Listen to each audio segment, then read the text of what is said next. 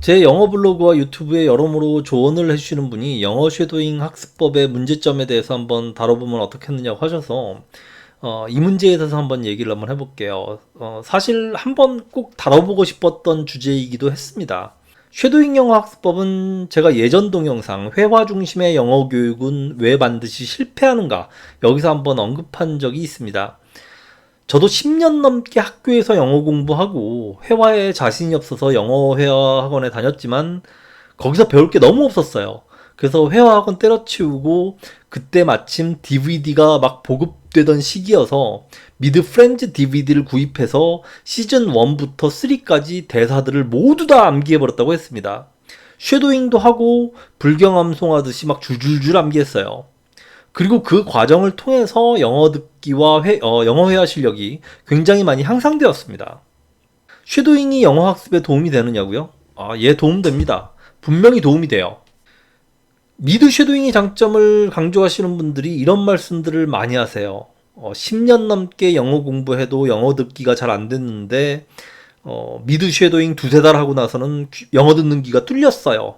그 전에 10년 넘게 한 영어 공부는 다 쓸모없는 영어. 미드 쉐도잉만이 최고의 영어 학습법. 미드 쉐도잉 짱. 그런데 제발 좀 이런 약장수 같은 소리 좀 안 했으면 좋겠어요. 미드 쉐도잉은 절대 만병통치약이 아니에요.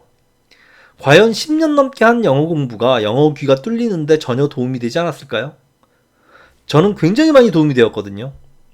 그 전에 공부했던 문법이나 암기했던 단어들이 실제 회화에서 어떻게 쓰이는지 정확하게 알 수 있게 되었기 때문에 정말 큰 도움이 되었어요. 만약 그 전에 10년 동안 영어 공부한 시간이 없었다면 영화나 미드에 나오는 회화 표현들을 정말 이해할 수 없었을 거예요. 우리 한국인들은 무언가 어려운 일을 할 때 벽에 부딪히게 되면 지나치게 극단적인 수단과 방법을 추구하는 경향이 있어요. 특히 다이어트 같은 걸 그렇게 하죠. 황제 다이어트라고 해서 삼시세끼 소고기만 먹거나 아니면 방울토마토만 먹는 극단적인 다이어트를 선호합니다. 그런데 이런 극단적인 다이어트는 살도 잘 안 빠지고 몸에 해만 끼치게 돼요. 영어 공부도 마찬가지예요. 한때는 문법 중심의 영어 교육을 하다가 요즘은 수능 영어는 독해 중심의 영어로 전환되었습니다. 예전에는 무조건 미국에 떨어뜨려 놓으면 영어를 저절로 잘하게 된다는 그런 믿음이 퍼져서 도피 유학이란 걸 많이 보냈어요. 공부 안 하는 아이들을 무조건 미국으로 보내서 극단적인 상황에 떨어뜨리면 영어라도 공부하겠지 이런 생각에서 그렇게 한 건데 이렇게 도피 유학 간 학생들이 적응을 잘 못하고 말 그대로 극단적인 선택을 많이 해서 한때 큰 사회 문제가 되었어요. 이 문제도 나중에 한번 자세히 다루도록 하겠습니다. 그런데 영어 쉐도잉도 마찬가지예요. 문법도 단어도 잘 모르고 독해 한번 해본 적 없는데 극단적으로 쉐도잉만 하면 영어를 저절로 잘하게 된다고요? 말도 안 되는 소리예요. 나중에 영어 듣기를 잘하는 방법에 대해서 동영상을 한번 제작할 생각인데 영어 듣기를 잘하려면 뭘 열심히 해야 되는지 아세요? 똑같은 영화나 미드를 수천 번, 수만 번 보면 들릴 것 같아요. 한 번 안 들리는 단어와 표현은 죽었다 깨어나도 안 들려요. 제 취미가 영화나 미드 여러 번 보는 거라서 잘 알아요. 제가 좋아하는 영화 중에 하나가 알파치노 주연의 여인의 향기인데 한 30번은 넘게 본 것 같아요. 근데 예전에 영어 공부하다가 독해지문에서 프라임뷸레이트라는 단어를 보게 되었어요. 이게 사전답사하다라는 의미가 있는데 이 단어를 나중에 다시 볼 일이 없을 것 같아서 암기할까 말까 고민하다가 그래도 한번 본 단어니까 암기하자 하고 이렇게 암기를 했어요. 그리고 나서 며칠 뒤에 여인의 향기를 다시 보게 되었는데 이 영화에서 알파치노가 프라임뷸레이트라고 말하는 게 갑자기 귀에 쏙 들어오는 거예요. Move. Where? You know where, son. Don't be coy, Joey. This woman is made for you. I can feel it. Goddamn beautiful, isn't she? She's not bad. Ooh, bingo! Boy's alive. Come on, son. Perambulate. Perambulate. 화면을 돌려서 다시 보니까 분명히 사전답사하다라는 의미로 알파치노가 프라임뷸레이트라고 말하더라고요. 제가 정말 놀란 이유가 그전에도 이 영화를 한 20번은 넘게 본 것 같은데 한 번도 이 단어가 들린 적이 없었거든요. 그런데 단어를 암기하고 나니까 들려요. 희한하죠? 그래서 그 이후에 단어 암기를 정말 열심히 했어요. 그런데 암기하는 단어들이 다 영어나 미드에 나와요. 실제로 다 씁니다. 이런 단어 쓸까? 회화에서 안 쓸 것 같은데? 다 써요. vice versa나 펄세이와 같은 라틴어에서 유래한 표현들 회화에서 많이 쓴다고 제가 소개한 적 있죠? I met this guy at corporate last week and we were just digging each other's vibe. I was totally grooving on him and vice versa. And besides, the last two people to have his job, Phil has recruited me and another guy. Now we are getting 3 people each. The more people that get involved, the more people who are investing, the more money we're all going to make. It's not a pyramid scheme. It's not even a scheme per se. It's 약장수 같은 영어 선생님들 영어 단어 2,000개만 암기하면 된다고 뻥치잖아요. 자, 토익 시험에 나오는 어휘는 1200개밖에 되지 않아요. 뉴욕타임즈나 이런 신문들 보면 97%가 2000개 미만의 단어로 이루어져 있다고 그래요. 간단하게 얘기하자. 2000개 미만의 단어만 잘 알고 있으면 우리는 미국 신문들 읽는다는 얘기야. 여러분들 2000개 이상 다 알아요. 제2 외국어를 공부할 때는 제1 언어가 아니라 영어든지 일본어든지 2000단어를 절대 넘지 마라 하는 게 GSL이에요, 이게. 다 거짓말이에요. 제가 예전 동영상 영단어는 얼마나 많이 암기해야 하나에서 자세히 소개한 바 있습니다. 영어 듣기를 잘하려면 쉐도잉보다 단어부터 먼저 암기하세요. 자신이 암기하지 않은 단어는 죽었다 깨어나도 안 들려요. 그 다음에 쉐도잉을 하는 게 순서예요. 쉐도잉이 영어 공부에 도움이 안 된다고 말하고 싶진 않아요. 저도 미드 쉐도잉 해본 적 있고 분명히 도움이 됩니다. 그런데 쉐도잉은 영어 실력이 중급 이상이 되어야 최소한의 효과를 볼 수 있고 문법, 어휘, 독해 실력이 거의 최상급일 때 최대 효과를 볼 수 있어요. 영어 초급자들에게 미드 쉐도잉은 전혀 도움이 안 돼요. 그냥 영어 시작하자마자 미드 쉐도잉을 하면서 단어 암기하면 안 되냐고요? 미드나 영화 시청하다 보면 퍼램블레이트 정도의 난이도의 단어들이 수시로 튀어나와요. 심지어 심슨 가족을 시청해도 고난이도의 단어 수거들이 튀어나오는데 영어 초보자들에게 과연 미드 쉐도잉이 효과가 있겠냐고요. 학교 다닐 때 자기 수준에 맞는 단어를 암기하는 것도 엄청나게 힘들어 했잖아요. 그런데 왜 쉐도잉을 하면 어려운 단어도 척척 잘 암기하게 될 거라고 착각을 해요? 이번에는 문법적인 측면을 한번 살펴볼까요? 다음 동영상의 마지막 장면에서 남자가 뭐라고 말하는지 한번 잘 들어보세요. The store was running low when Girion made his last stand.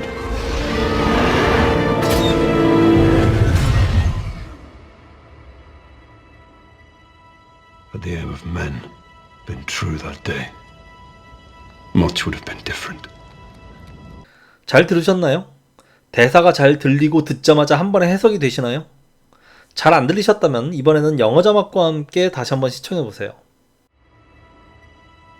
Had the aim of men been true that day, much would have been different. 이번엔 잘 들으셨나요? 잘 못 들으셨다면 자막을 보자마자 이 대사가 한국어로 한 번에 해석이 되셨나요? 이번에는 영어 자막, 한국어 자막과 함께 다시 한번 시청해보세요. Had the aim of men been true that day, much would have been different. 이 문장이 왜 이렇게 해석되는지 정확히 알고 계신가요? 원래 인간들의 조준이 정확했다면으로 해석해야 하는데 제가 좀 의역해서 인간들이 제대로 조준해서 쐈다면으로 해석했습니다.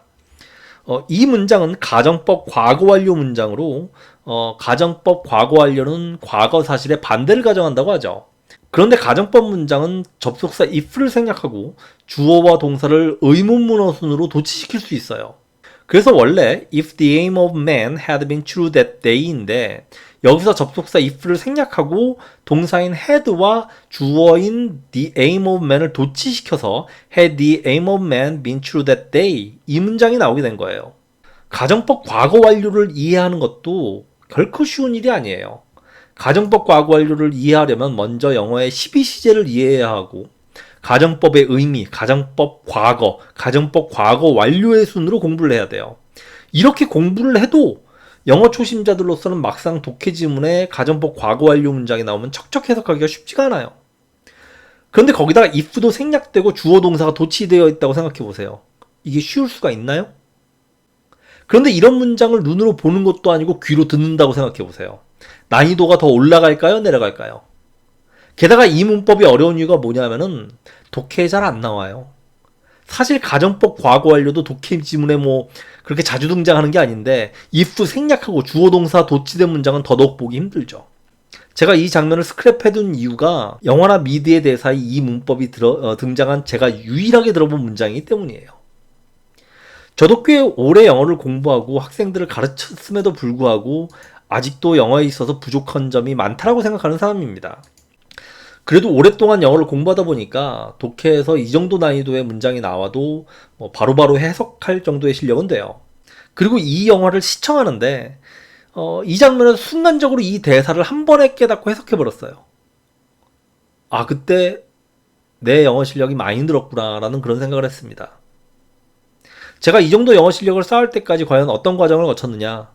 문법 공부하고 단어 암기하고 독해 열심히 하고 미드 쉐도잉도 하고 미국 가서 영어 원어민들하고 대화도 많이 해보고 시간은 좀 오래 걸렸지만 이런 과정을 통해서 저는 수준급의 영어 실력을 쌓을 수 있게 되었어요. 제 자랑을 하려고 이런 얘기를 하는 게 아니라 제가 그러한 과정을 거쳐왔기 때문에 여러분들에게 말씀드릴 수 있는 거예요. 이 과정을 거치는 것이 아무리 오래 걸려도 가장 좋은 영어 학습법이에요. 그런데 미드 쉐도잉만으로 영어를 잘하게 된다고 주장하시는 분들은 도대체 어떤 메커니즘으로 영어를 잘하게 된다고 하시는 건지 전 잘 모르겠어요. 단어 암기도 할 필요 없고 문법도 공부할 필요도 없고 독해 연습도 할 필요도 없고 쉐도잉만 하면 무조건 영어를 잘하게 된다고 주장합니다. 이게 무슨 말도 안 되는 소리예요? 제가 이해하는 미드 쉐도잉의 메커니즘에 대해 설명하기 위해서 제가 옛날 얘기 하나 해드릴게요.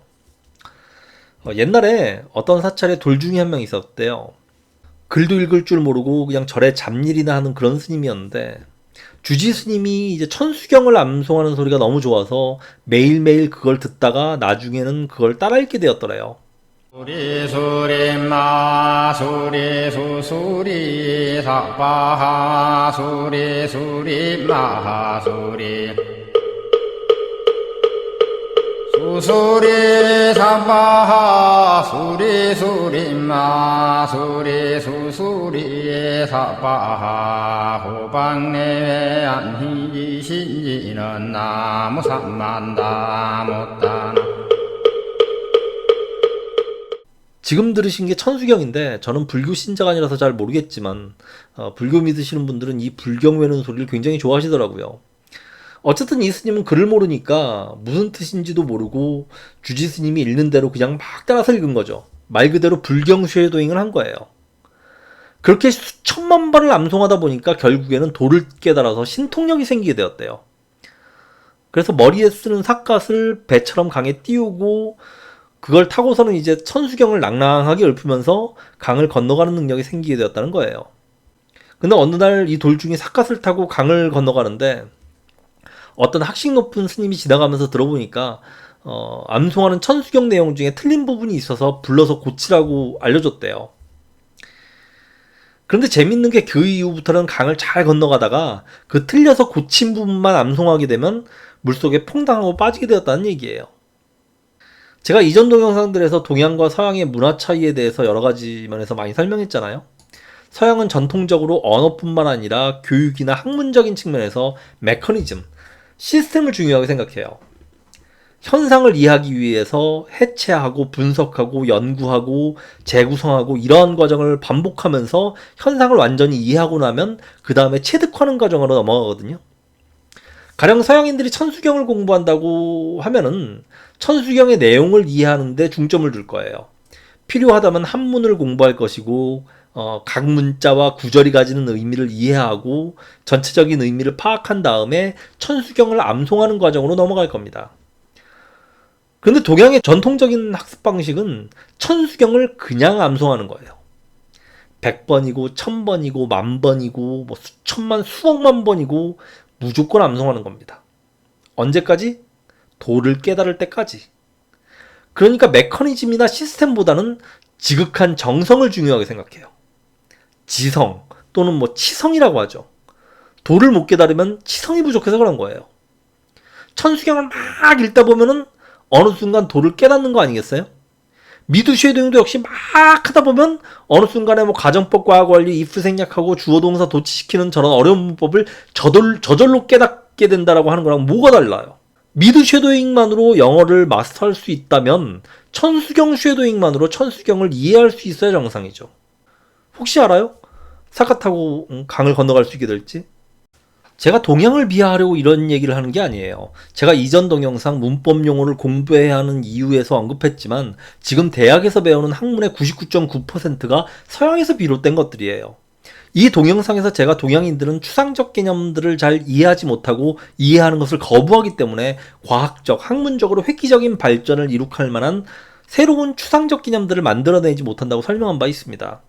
동양과 서양의 문명이 이렇게 큰 격차를 보이게 된 이유에는 방법론적인 측면도 굉장히 커요.